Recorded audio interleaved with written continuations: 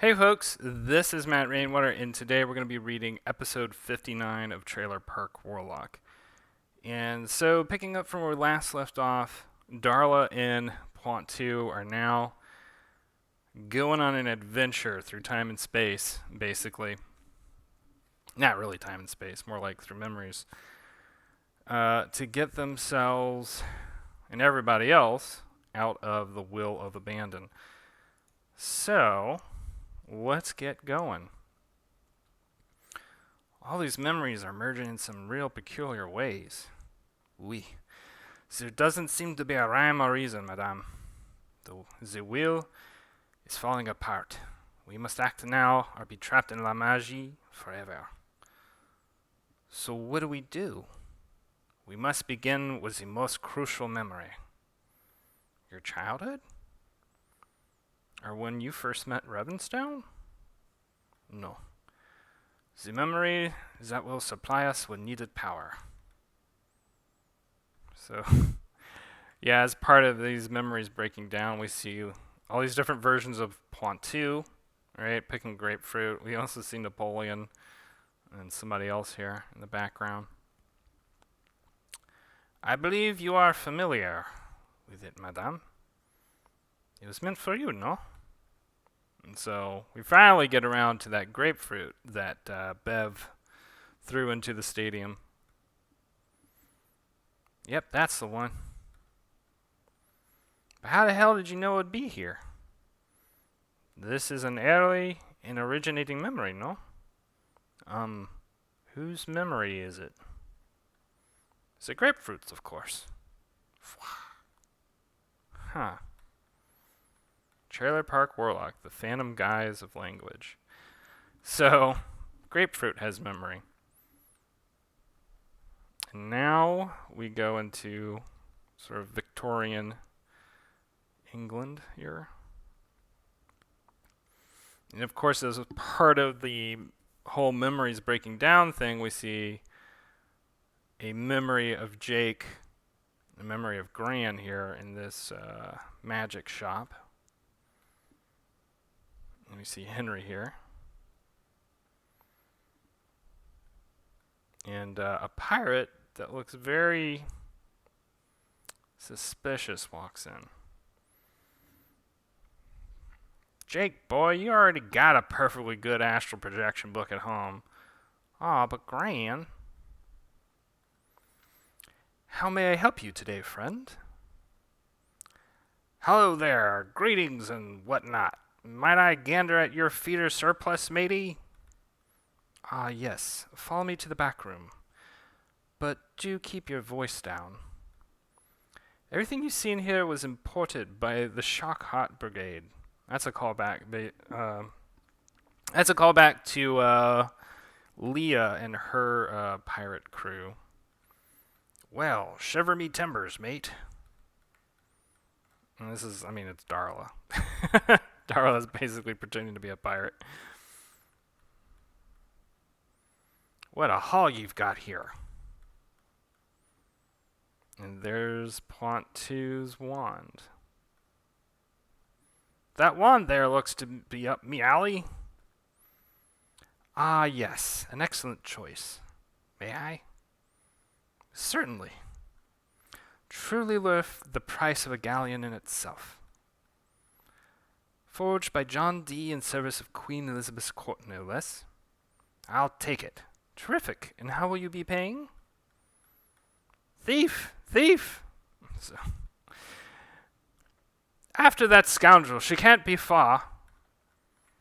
There she is. She's turned down that alley.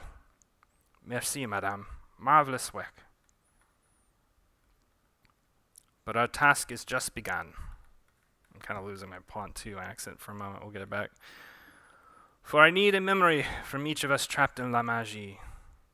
So now Darla's kind of doing this like stealing everybody's stuff, including Ravenstone's wand, which also functions doubly as these hair picks. Such a task will require all of your skill and fortitude of mind. I apologize again for losing my Pointu accent.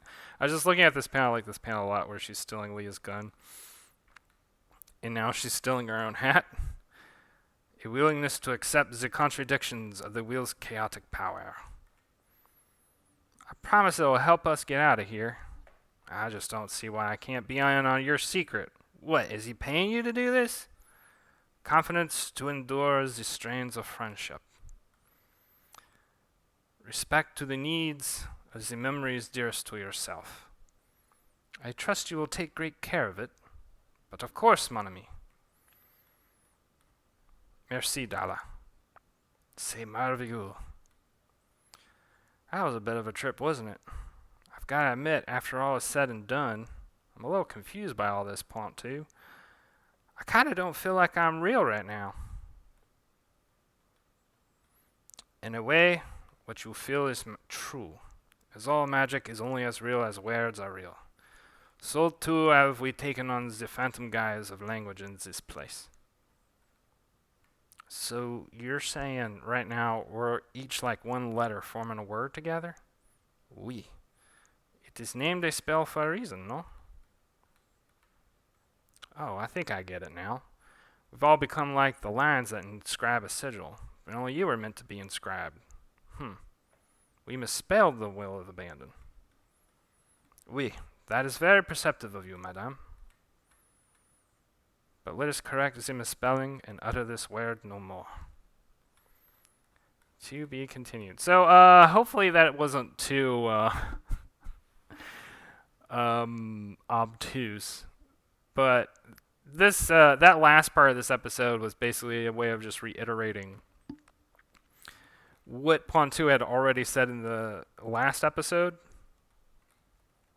and talking about how they're going to correct the spell, correct the situation, and complete the magic for Pointu, right? So also just to note, during the course of this episode, what they've done is gathered each one item from every single person or entity that entered into the will of abandon. And Pointu has his, right? These are basically going to be catalysts for the spell to correct it. I had another thought and I completely lost it, so give me a moment to sort of recollect myself. The other thing I was thinking is like this whole episode could have easily been a couple of different episodes where we just see Darla kind of going to each different timeline. But what was happening is I was kind of running out of time to finish the season up. So I was like, okay, this part we're going to have to condense, unfortunately, even though this could easily have been in its own series of events. You know, it could have been easily 4 to 5 episodes, just Darla doing that thing with Ravenstone, doing it with Leah, etc., etc. And maybe that would have been too repetitive. I don't know, since we already did a lot of that with Pointu. Anyway, basically, to me, it was like, okay, let's get through this. Let's move on. These next couple episodes really are very much like this one and the one after especially are very much like, I need to get it done. I needed to wrap things up because this season had been running a little bit long, in my opinion. And it was time to sort of resolve everything. And I like how it ends up resolving, but I think this episode and the next episode feel a little bit rushed, a little bit like, we need to cross these T's, dot these I's, get everything out of the way. But I did like, the other thing I did like was the little bit of a relationship that I was able to form between Darla and Pointu. You know, it wasn't like a huge thing. It's only a couple. I mean, it's literally, I think, only like 2 episodes, maybe 3. But it's enough that you get this sense that, you know, Darla is learning a lot from Pointu during this time. And Pointu has taken somewhat of an affinity with Darla. He recognizes Darla's aptitude towards understanding magic, and it's interesting because Darla is not a professional mancer like Jake is. She's just a dabbler and somebody who is quick on her feet, very adept to adjusting to a situation. And so is Jake in a lot of ways. But Darla is more, she's more quick to action, basically, versus Jake. I say that. I don't know if they're really that different.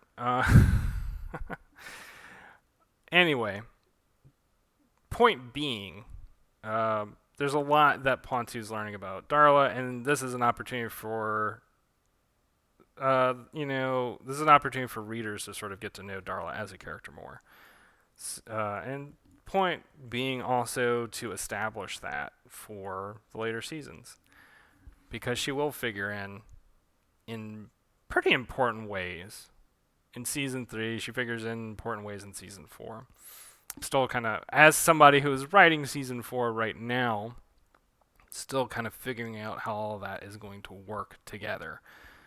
But anyway, hope you all have been enjoying these. If you want to talk to me about any of this stuff, ask me any questions regarding the story of Trailer Park Warlock, or even just talk about particular plot points or whatever, you can write to me on Twitter. It's at Matt J. Rainwater. On Instagram, it's at Matthew Rainwater.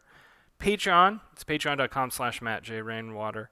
And of course, here on YouTube, feel free to leave a comment, like, subscribe, and we will talk again soon. Anyway, until then, hope you're having a good time, having a good day, and I will see you again soon. All right? Until then, have a good one, and see you later.